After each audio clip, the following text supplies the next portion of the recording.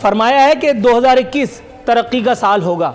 आपने पिछली दफा कहा था कि ये नौकरियों का साल होगा 2020। आप फरमाते हैं कि 5 बरस बाद हमारी कारकर्दगी को जांच लिया जाए। बस ये सोचकर धड़म तख्ता हो गया कि 2.5 साल में मेरी सरकार ने ये हाल कर दिया।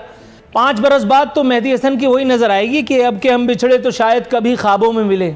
फिर दूर शायद कोई मुअर्रिख बताएगा कि देखो वो एक मुमलिकत हुआ करती थी कि जिसे लोग एटमी रियासत पाकिस्तान कहा करते थे। अल्लाह से बेहतरी की उम्मीद है। Subscribe now and press the bell icon. Never miss an update. घर से चला था तो कोई वादा किया था, किसी से वफा करना था, लेकिन मेरा बटन जुज़वी तौर पर जिस एक शख्सियत के पास कभी कभी आ जाया करता है, उसने मुझे कायल कर लिया कि ऐसी कोई हरकत ना की जाए। इसलिए बहरहाल जुज़वी तौर पर अपना वादा वफा करते हुए ये बता दूं कि वो लोग जो मेरी एक प्रेडिक्शन के गलत होने पर तबर्रा कर रहे हैं, बगले बजा रहे हैं, उन्हें याद होना चाहिए कि मैंने कहा था कि इमरान सरकार जरदारी की मूंछ का बाल नहीं तोड़ पाएगी। वैसा ही हुआ। उन्हें याद होना चाहिए, उन्हें भूलना नहीं चाहिए, मैंने कहा था कि नवाज शरीफ इसी मुल्क से जाएगा और आप उसको रोक नहीं पाएंगे। ऐसा ही हुआ।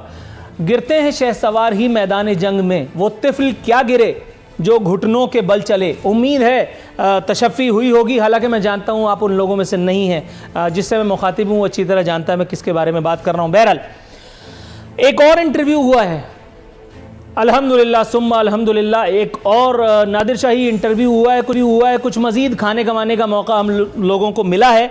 फरमाया है कि 2021 तरक्की का साल होगा। हुजूर, इस पे एक शेर है कि तुम तो गम दे के भूल जाते हो, मुझको एहसान का पास रहता है। आपने पिछली दफ़ा कहा था कि ये नौकरियों का साल होगा 2020। अल्लाह जानता है मुँह चढ़े वज़ीरों के अलावा और उन लोगों के अलावा जो कभी कभी आपसे आप समझ रहे होंगे किस किस हवाले से राब्ते में रहा करते थे, उनको बैरून मुल्क से बुला करके और जो ओहदा और मनसब अता किए गए, उसके अलावा किसी को नौकरी नहीं मिली। लेकिन फिर भी आप कह रहे हैं तो मानना तो पड़ेगा। आप फरमाते हैं कि 5 बरस बाद हमारी कारकर्दगी को जांच लिया जाए। बस ये सोचकर धड़म तख्ता हो गया कि 2.5 साल में मेरी सरकार ने ये हाल कर दिया। 5 बरस बाद तो मेहदी हसन की वही नज़र आएगी कि अब के हम बिछड़े तो शायद कभी ख्वाबों में मिले। फिर दूर शायद कोई मुअर्रिख बताएगा कि देखो वो एक मुमलिकत हुआ करती थी कि जिसे लोग एटमी रियासत पाकिस्तान कहा करते थे। अल्लाह से बेहतरी की उम्मीद है। मज़ीद फरमाया है कि फ़ौज और चीफ़ का दिफा मेरा फ़र्ज़ है। कन्फ्यूज़ ही आ गया हूँ, अजीब सी बात है। फ़ौज और चीफ़ का दिफा आपका फ़र्ज़ कैसे हो गया? फ़ौज हमारी मुहाफ़िज़ है, हमें तो ये गुमान है, और अल्लाह का शुक्र है सुम्मा अल्हम्दुलिल्लाह, हर बार हमारा ये गुमान यकीन में बदलता है। फ़ौज सरहदों की मुहाफ़िज़ है, मुल्क की नज़रियाती जोग्राफियाई सरहदों की मुहाफ़िज़ है, और हर बार वो अपना काम कर गुजरती है। चाहे फिर कोई आसिफ अली जरदारी उसका क्रेडिट ले कि मैंने स्वात में झंडा लहराया, लेकिन जब एटाबाद ऑपरेशन की बात आती है तो फिर सब की ज़ुबानों पर कुफ्र पड़ जाता है। फ़ौज तो अपना काम कर रही है, मेरा ख्याल है, तो फिर आप फ़ौज की हिफाजत कैसे कर रहे हैं, चीफ़ की का दिफा कैसे कर रहे हैं, और ये काम आपका क्यों कर ठहरा? जनाब इमरान, आपको तो गवर्नेंस के लिए लाए थे हम जिनके आप मुंतखब नुमाइंदे हैं, मुंतखब वज़ीर आज़म हैं, मुझे इसमें कोई दो राय नहीं, अपोजिशन को हुआ करे।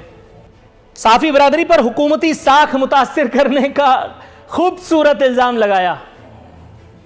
आई लव यू सर, इस काम के लिए तो आपके अनमोल रतन काफ़ी हैं, और उसके बाद आपके इंटरव्यूज़, वो इंटरव्यूज जिसमें सवाल कुछ होता है और जवाब कुछ।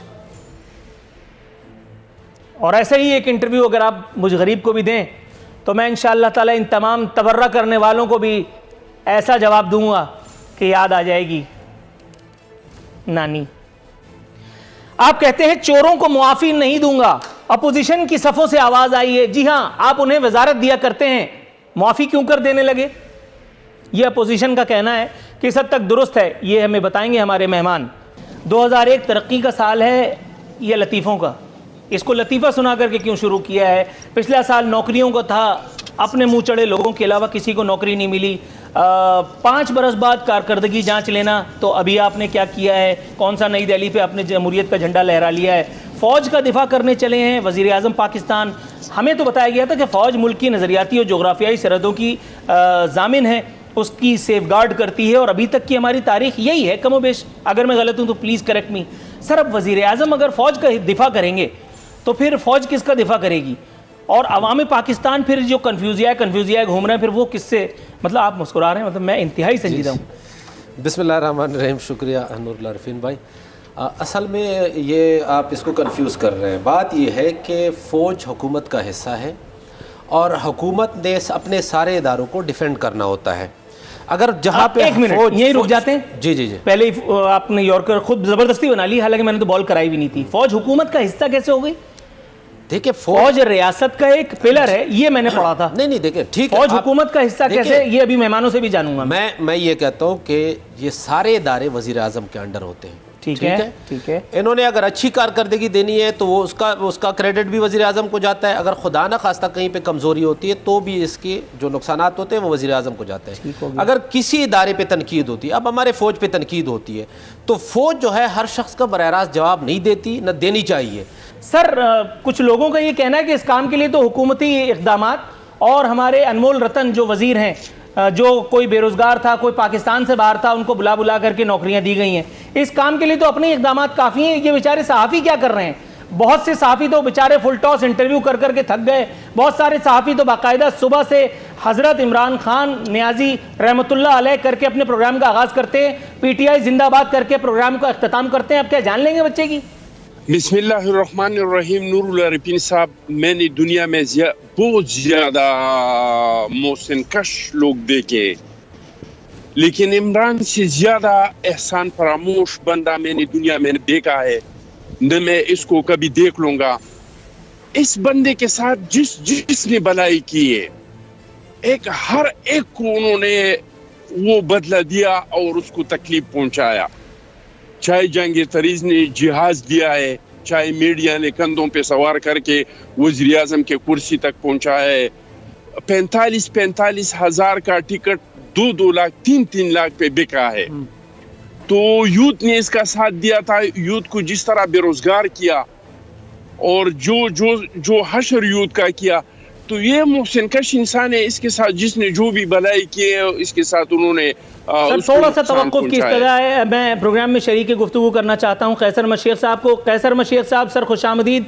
सर अव्वल तो ये बात अभी तक जो है वो तस्फिया तलब है कि ऐसा है या नहीं है, लेकिन फिल वक्त तो इसको हम इल्ज़ाम ही गर्दानेंगे।